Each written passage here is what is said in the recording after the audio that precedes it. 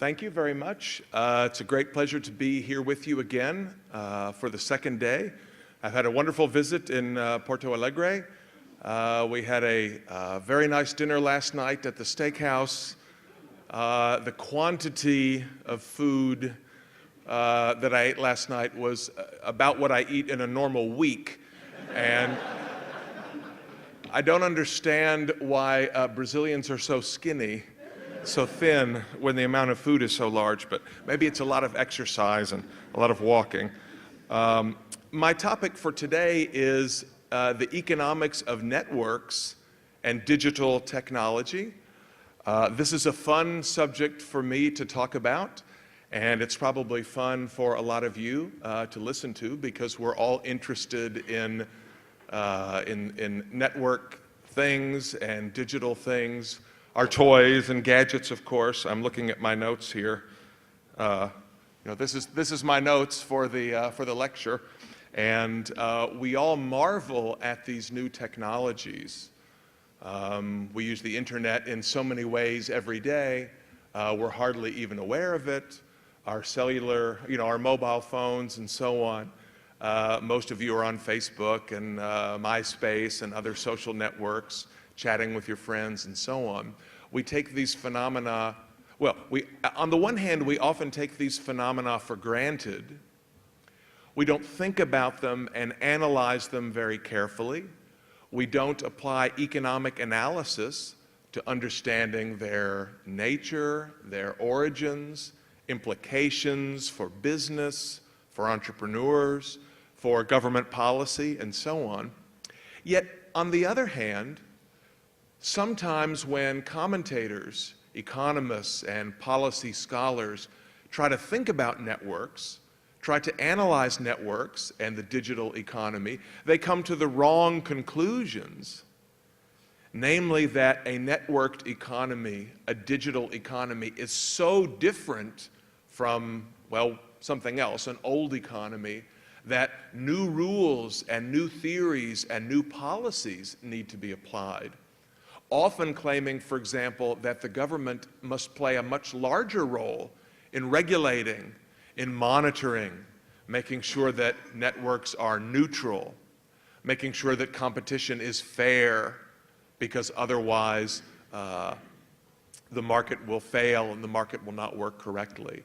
And so what I want to do today is to take something of a balanced view and to explain the ways in which, talk about ways in which networks and digital technology make our lives better, make entrepreneurs able to do things they couldn't do before, to explain the role of entrepreneurship in the digital economy, while at the same time puncturing or deflating some myths that are very common in the literature about how digital markets fail, how the market fails in the face of network externalities and first mover advantages and increasing returns and so on. I know that networks and network issues are particularly relevant for you guys in Brazil. When we were at the restaurant the other night, I noticed the telephone pole on the street across from the restaurant, and that's a pretty impressive network. We don't have networks that have that many nodes and that many wires at my home, but I found that pretty impressive. There is a lot of excitement about the new economy, the networked economy, the digital economy in many, many walks of life. What sorts of things do people have in mind? Well, just observing the ways in which people are networked, connected today, and comparing that to things of the past is, of course, extremely important and gets a lot of attention. The internet being the most obvious example, the ways that we are all connected, 24 hours a day by our mobile devices and so on. You can reach almost anyone in the world at almost any time.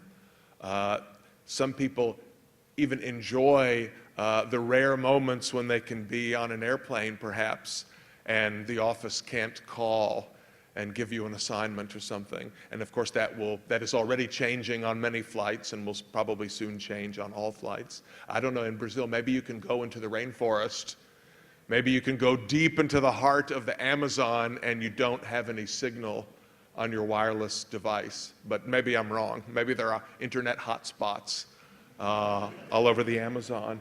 But you know, this is something that, if you just think about it, it's a very different way than people have lived in the past. In fact, economists looking at economic development and economic history and the rise of capitalism have often focused on aspects of networks. The economic historian Avner Greif at Stanford University, for example, has argued that it was no coincidence that long-distance trade emerged in the late Middle Ages in the Mediterranean among particular groups of individuals.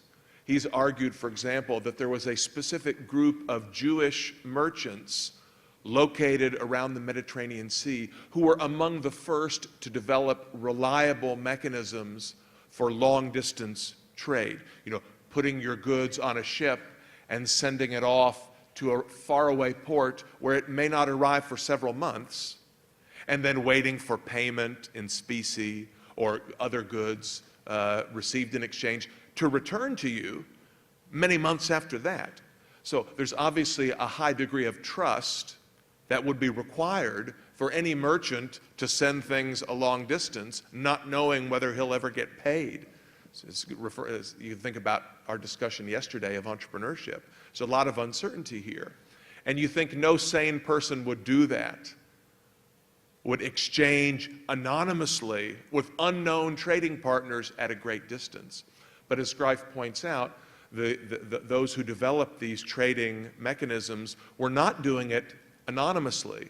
They were trading with other people who were within their ethnic, cultural, and religious subgroup. They kept very accurate records of the identities of different traders, their trading behavior in the past. There were strong incentives to develop favorable reputations for honesty and reliability. How many of you have bought or sold something on eBay, or the Brazilian equivalent of eBay, where you trade on an auction site? The reason that eBay works, of course, is because after you trade, you have an opportunity to rate the seller.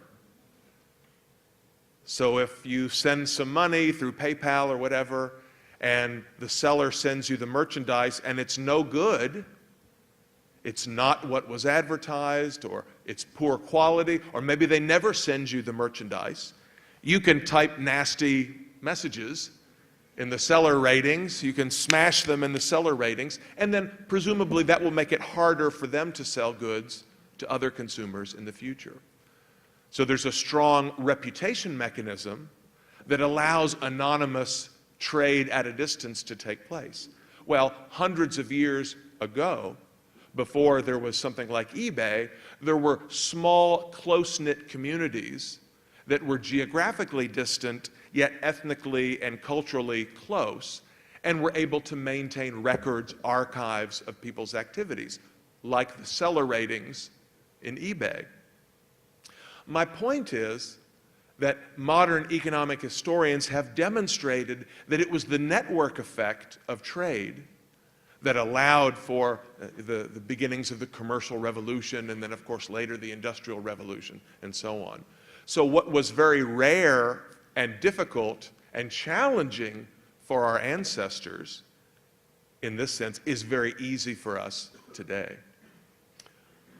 Many commentators have remarked on the role of knowledge, or more generally, intangible resources, as the source of profitability or competitive advantage.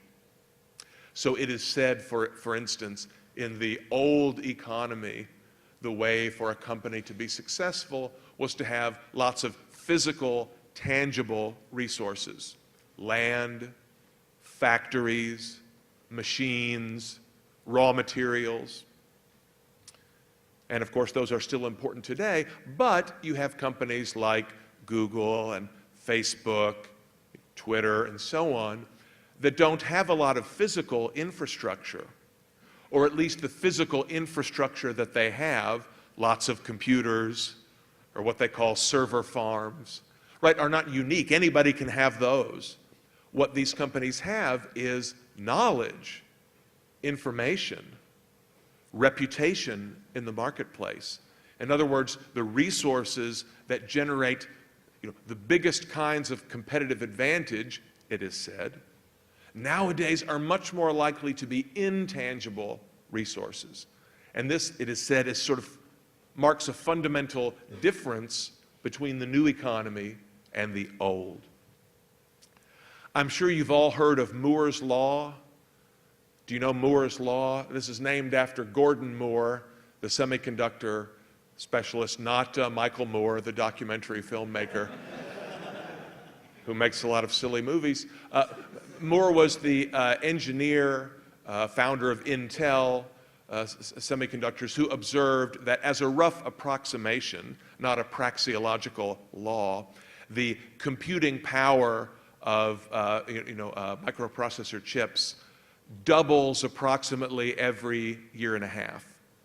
So approximately every 18 months, the computing power on a processor chip increases by a factor of 2. And this is, of course, remarkable. This is, exponential growth of computing capacity. One of those graphs where you see a line that is not just increasing, but increasing at an increasing rate, exponential growth. And when you study the new economy or the digital economy and you look at the data, you often see many, many pictures that have these exponential growth, the amount of data that you can store on a little tiny micro memory chip of a certain size. And it's not just increasing by 1 gigabyte per year, it's doubling or something like that every year. And we all have this experience, right?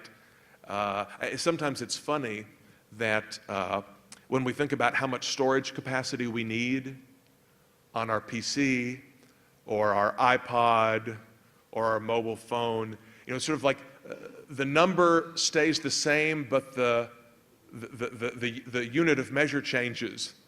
So when I was a young person, much before many of you in the room were born, a really good computer had 64K of memory, right? And then a few years later, a good computer would have 64 megabytes of memory, and now 64 gigabytes, and tomorrow it'll be 64 terabytes or something like that. So it doesn't really matter what the measurement is. You just know that 16 is not enough, and 32 is a pretty good number. 64 is really good. Sometimes you see these graphs with the line going down, right? The cost of a certain amount of computing power, the economic cost, is falling at an increasing rate. The cost of transmitting information from one place to another, falling at an increasing rate.